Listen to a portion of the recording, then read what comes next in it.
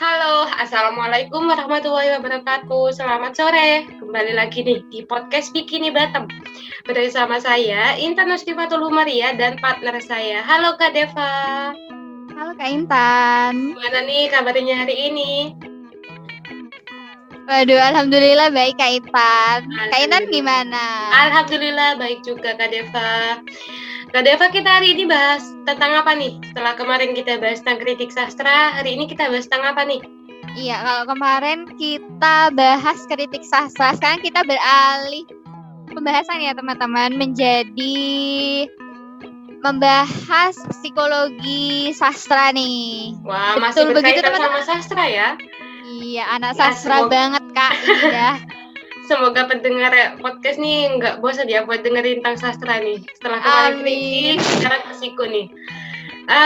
Narasumber kita gimana nih Kak Deva? Sepertinya masih sama dengan yang kemarin ya Kak ya? Iya, betul sekali Kak Intan. Ada Mas Agung. Halo. Halo Mas Agung. Gimana nih kabarnya hari ini Mas Agung? Alhamdulillah baik, sehat. Alhamdulillah. Ada Kak Risma. Halo Kak Risma. Halo teman-teman. Gimana kabarnya Kak Risma? Alhamdulillah baik dong. Yang terakhir ada siapa nih Kak Deva nih? Ya, selanjutnya ada Kak Firnanda nih. Halo Kak Firnanda. Halo semuanya. Halo. Semangat dong Kak Firnanda. Iya, semangat. Semangat. Beri semangat ya kepada Kak Firnanda. Biar pendengar podcast kita juga semangat nih untuk mendengarkan. Iya, betul banget. Gimana Kak, hari ini kita bahas podcast tentang apa nih? Dari narasumber apa? Ada yang ingin menyampaikan? Ya, jadi hari ini kita bertiga mau menyampaikan tentang, kita mau mereview ya tentang kajian analisis psikologi Sigmund Freud ini dalam kajiannya Ririn Setiorini pada novel Entrok karya Oki Madasari. Nah, novel ini tidak jauh berbicara soal bermasyarakat, kehidupan bermasyarakat begitu. Kehidupan bermasyarakat ini memiliki kaitan kuat dengan kepribadian si tokoh utama dalam novel Entrok ini, yaitu si Marni, yang dalam novelnya kehidupannya dia ini sangat pelik sehingga sangat menarik begitu ya untuk dikaji dengan kajian psikologi sastra ini begitu Kak Intan dan Kak Deva. Waduh, sepertinya menarik sekali nih ya Kak Intan pembahasan kita kali ini. nih sama Kak Risma nih. Selanjutnya kita bahas materinya tentang apa nih? Ada dari siapa ini yang akan menyampaikan? Kak Firnanda atau Mas Agung? Ya, dari saya. Wah, dari Kak Firnanda. Silakan Kak.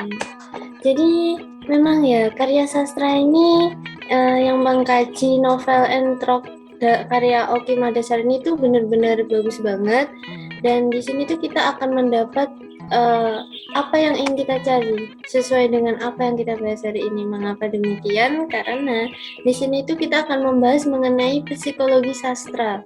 Nah, mungkin kita sering nih mendengar psikologi itu berkaitan dengan kejiwaan. Jadi kalau psikologi sastra itu merupakan suatu karya sastra yang diyakini mencerminkan proses dan aktivitas kejiwaan. Jadi, apa sih tujuan dari psikologi sastra ini?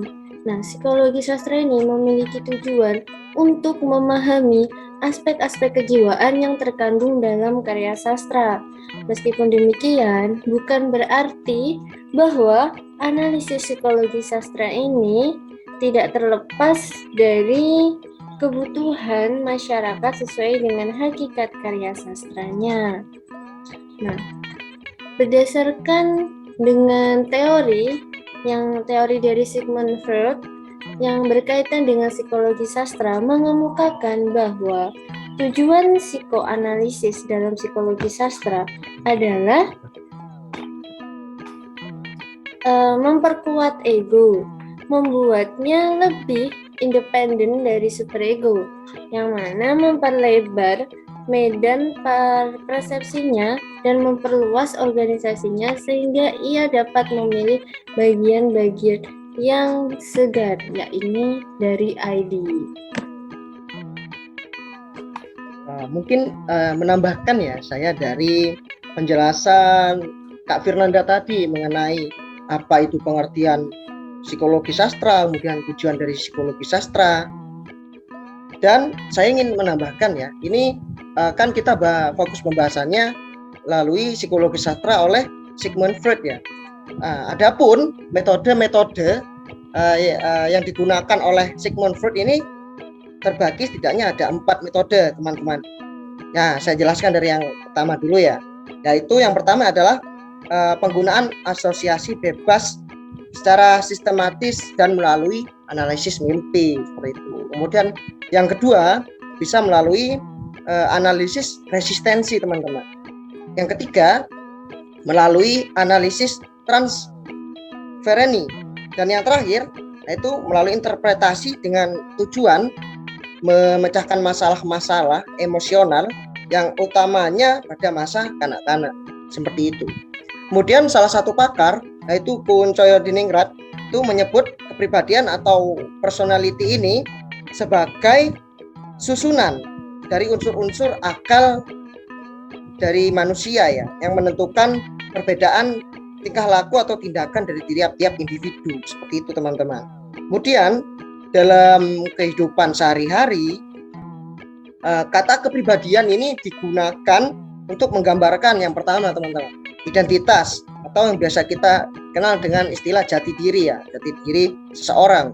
Kemudian yang kedua ialah kesan umum seseorang tentang diri atau orang lain.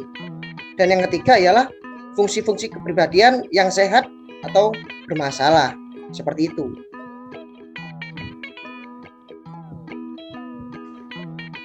Mungkin bisa dilanjut oleh pemateri yang lain mungkin. Boleh saya lanjut ya. Aku review tentang aspek it dalam kajian ini, psikologi ini. Jadi dalam novel itu terdapat aspek it dalam tokoh Marni yang muncul sedari Marni kecil atau sudah di awal cerita. Jadi aspek it ini muncul ketika Marni menginginkan sebuah entrok yang ditunjukkan oleh saudaranya yang bernama Tina. Nah, keinginan ini menjadi latar belakang kemunculan it atau naluri dalam diri Marni. Karena entrok ini zaman dulu masih tergolong barang mewah, jadi tidak semua orang kan bisa memilikinya begitu. Nah, karena hal itu, Marni terus melakukan apapun caranya supaya mendapatkan entrok itu. Salah satu kutipannya ini sebagai berikut. Ini entrok, kata Tina. Dikali singget saat kami mandi. Tina menunjukkan entrok miliknya. Nah, kutipan tersebut menunjukkan ketika Marni mulai menginginkan sebuah entrok seperti yang dimiliki Tina. It atau nalurinya itu berjalan dilihat dari kerja keras Marni yang begitu menginginkan entrok sehingga dia meminta kesana kemari agar dia memiliki entrok sama seperti Tina. Kemudian Marni mendatangi simboknya untuk meminta entrok padanya seperti kutipan berikut ini. Mbok, aku mau punya entrok. Entrok itu apa, Nduk? Itu loh, Mbok, kain untuk menutupi dada supaya kencang, seperti punya Tina. Simbo hanya tertawa ngakak, lalu keluar jawaban yang aku tunggu. Hingga akhirnya dia mengakhiri dengan mata merah. Walah, Nduk, seumur-umur tidak pernah aku punya entrok juga tidak apa-apa. Sudah toh, tidak usah neko-neko. Kita bisa makan saja, harus sudah bersyukur, begitu. Nah, dalam kutipan tersebut itu menunjukkan it atau naluri itu muncul dalam diri Marni setiap harinya. Keinginan Marni untuk membeli entrok semakin menjadi-jadi karena latar belakangnya itu tadi sudah diberitahu milik Tina, saudara Marni, sehingga dia terus berkeinginan untuk memiliki. Karena simbok tadi tidak bisa memberikan, jadi Marni beralihlah meminta entrok ini kepada Pak Liknya, yaitu yang tidak lain adalah bapak dari si Tina itu tadi, begitu. Tadi review beberapa tentang aspek it dalam diri Marni di novel itu ya, begitu. sudah disampaikan beberapa nih tentang review jurnal dari psikologi sastra nih. Selanjutnya, gimana Kak Deva? Mungkin dari Kak Deva ada yang ingin disampaikan atau dari pemateri ingin menambahkan dari narasumber tentang review kita? Pembahasan kali ini tidak kalah kerennya dengan pembahasan kita di podcast kemarin nih ya Kak Intan. Benar sekali, meskipun beda pembahasan, tapi masih berkaitan sama sastra nih. Gimana selanjutnya narasumber? Apa masih semangat untuk menyampaikan materi-materi selanjutnya? Ya, semangat dong pastinya. Harus kita semangat dari dong. narasumber. Waduh, Kak Firnanda sudah semangat nih teman-teman. Sudah semangat nih Kak Firnanda nih. Selanjutnya siapa nih dari narasumber yang ingin menyampaikan pengetahuan selanjutnya? Oh iya, saya ingin menambahkan mengenai aspek it dalam psikologi sastra berdasarkan analisis Sigmund Freud. Tadi saya juga menemukan kutipan dari novel Entrok tersebut yang berbunyi seperti ini. Aku tak bicara soal Entrok kepada Simbo. Aku hanya berkata ingin membayar dan mengupas singkong. Siapa tahu bisa dapat uang. Simbo berkata, aku tak akan mendapatkan uang. Kebiasaan di pasar buru-buru perempuan diupah dengan bahan makanan. Beda dengan kulit laki-laki yang diupah dengan uang. Nah, dari suatu kutipan yang ada di novel ini menunjukkan ketika Marni ingin memenuhi ID atau nalurinya yang muncul dari dalam hatinya untuk membeli entrok. Dia berencana untuk membantu simboknya agar mendapatkan upah sehingga ia mampu membeli entrok yang ia inginkan dengan cara ikut ke pasar membantu simbok. Seperti itu.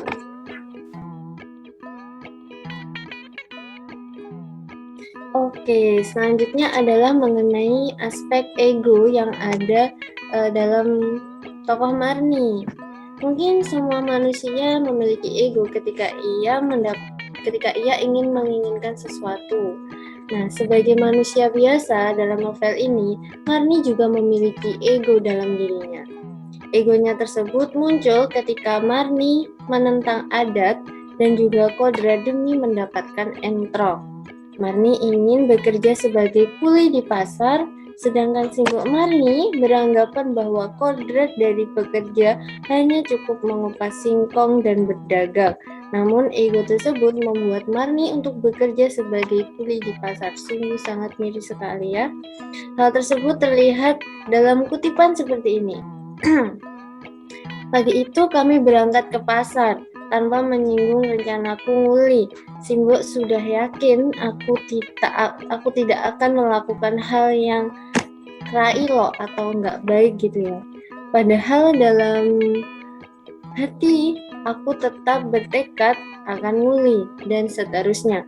Kutipan tersebut menunjukkan bahwa Marni memaksakan kehendaknya untuk menjadi kuli pasar. Tentunya hal ini merupakan salah satu contoh dari ego yang muncul dalam diri Marni. Karena biasanya nguli merupakan suatu kegiatan atau aktivitas yang dilakukan oleh laki-laki.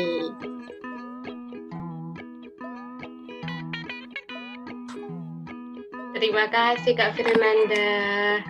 Gimana Kak Firnanda, udah cukup? Ya, sudah cukup dari saya. Mungkin dari Mas Agung atau Karisma ada yang ingin ditambahkan lagi?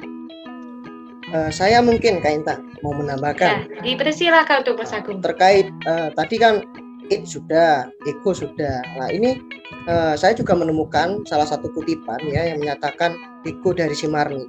Kutipannya berbunyi seperti ini. Televisi membuat kami mabuk, merupakan segala hal yang dialami pada siang hari. Lupa utang dan segala kebutuhan. Terbius kenikmatan kotak bergambar itu. Ibu lalu memilih untuk memilikinya sendiri. Kami bertiga naik bus pergi membeli TV ke pasar. Nah, ini kutipan ini menunjukkan ketika Marni membeli TV karena dia tidak mau kalah dengan Pak Lurah ya. Ego Marni untuk menjadi kaya ini tidak pernah ada habisnya. Hingga ya bertemu dengan Koh Cahyadi, orang yang menjual perabotan elektronik di Pasar Gede, Madiun saat Marni membeli TV. Kok Cahyati mengajak Marni untuk beribadah di Gunung Kawi agar bisnis Marni semakin lancar. Seperti itu. Jadi dua aspek sudah dijelaskan oleh Mbak Risma tadi dan Mbak Firnanda.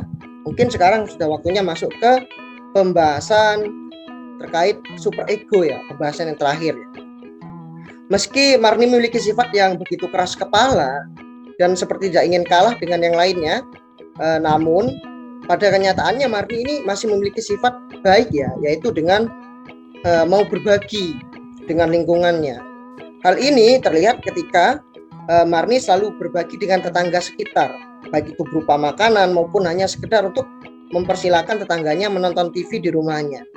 Nah, kebaikan Marni ini juga terlihat ketika dia kedatangan seorang anak kecil yang ternyata adalah anak kandung Tejo dan Endang selingkuhan Tejo. Meski dia tidak rela berbagi harta dengan anak tadi, namun hati nurani Marni menerima anak tersebut dengan lapang dada dan mengizinkannya untuk tinggal bersama Marni. Bahkan Marni juga mempersilahkan anak tersebut untuk datang ke rumahnya jika dia lapar ya. Kebaikan Marni ini terhadap anak tersebut tak lain karena Marni merasa iba dengan keadaan anak tersebut yang tidak terurus dengan baik oleh ibunya maupun oleh ayahnya. Wajahnya pun begitu mirip dengan Tejo yang membuat Marni terbuka dengan anak tersebut. Kebaikan-kebaikan Marni dapat dilihat jelas pada kutipan berikut ini ya. Saya bacakan kutipannya. Saat Pak Lurah dan Pak RT datang ke rumah esok harinya, Ibu bisa memberikan uang 50.000 dari simpanannya, bayaran dari Yuningsih dan Pak Pahing, dan tambahan dari cicilan orang-orang pada hari itu.